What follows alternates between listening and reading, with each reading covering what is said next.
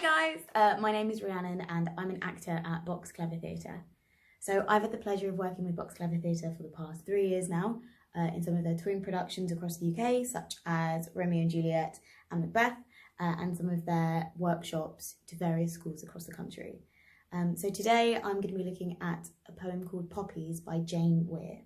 Now this is a war poem. It was written in 2005. And the thing I really love about this poem is it's a response to Carol Ann Duffy's call out for wanting poems not just about World War I and World War II.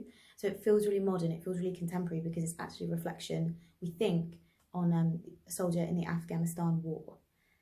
It's also written from a mother's perspective, which I think gives it a unique spin on some of the other poems that exist out there.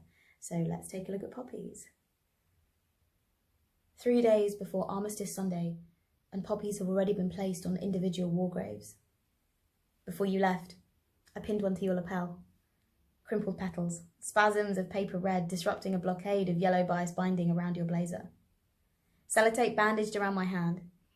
I rounded up as many white cat hairs as I could, smoothed down your shirt's upturned collar, steeled the softening of my face. I wanted to graze my nose across the tip of your nose, play at being Eskimos like we did when you were little. I resisted the impulse to run my fingers through the gel black thorns of your hair. All my words, flattened, rolled, turned into felt, slowly melting. I was brave as I walked with you to the front door, threw it open, the world overflowing like a treasure chest. A split second and you were away, intoxicated. After you'd gone, I went into your bedroom, released a songbird from its cage. Later, a single dove flew from the pear tree, and this is where it has led me. Skirting the churchyard walls, my stomach busy, making tucks, darts, pleats, hatless without a winter coat or reinforcements of scarf, gloves. On reaching the top of the hill, I traced the inscription of the war memorial, leaned against it like a wishbone.